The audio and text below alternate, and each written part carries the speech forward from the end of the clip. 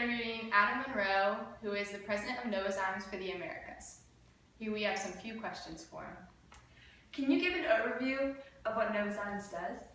Sure. So Novozymes is a biotech company that produces enzymes and microorganisms for everything you can imagine, from laundry detergents to the making of biofuels to the baking of bread.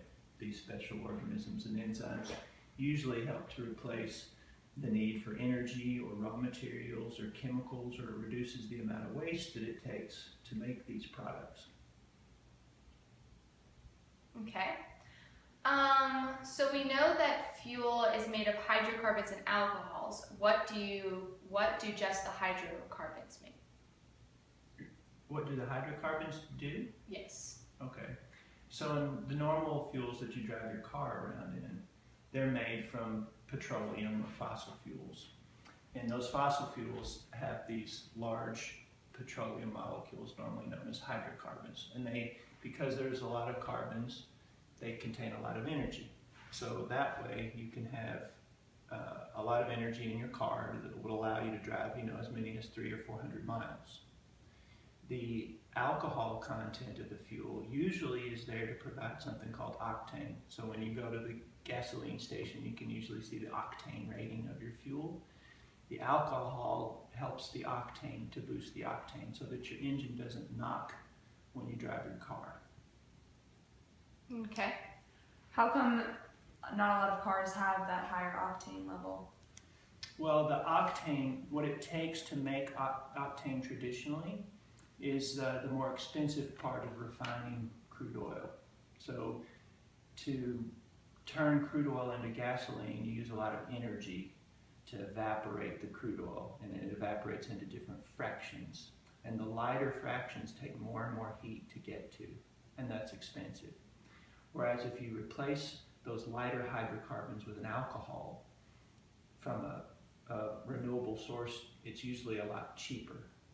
That's the advantage of using alcohol in fuel. Okay. What do you use to come up with the alcohol part of the fuel? Well, today, at least in the United States and in Brazil, you drive around on about 10% alcohol content in your gasoline. In Brazil, they drive around on 25% as a minimum. That's normally from a renewable source. So in the United States, which is the largest producer of ethanol in the world, most of that comes from corn starch. So we grow a lot of corn in the United States. You convert the corn starch, the starch that's in the corn kernel, into a sugar. You feed it to a yeast, and then you make alcohol using the yeast. The remainder of what's left after you convert the starch, the protein, the oil, the rest of the fiber from the corn, that's used to feed animals. So about roughly a third of the corn goes to feeding animals, and 2/3 goes into making alcohols. Interesting.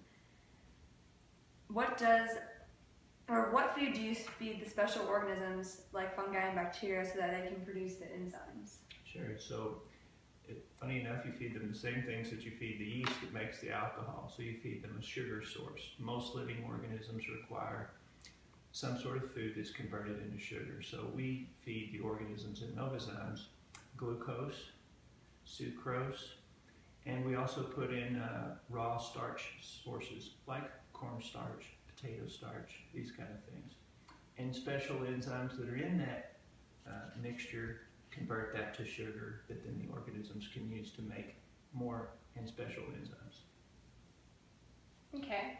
Where does Novozymes distribute enzymes to? Well, we distribute many kinds of enzymes all over the world. Some of our larger production places are in North Carolina and in Copenhagen, Denmark, and other parts of the world. But we distribute those in the United States to pretty much every state in the United States. Those ethanol enzymes typically go to places like Nebraska, Iowa, the big corn growing states, Illinois, those sorts of places. Okay, thank you. Yes, thank you. You're welcome.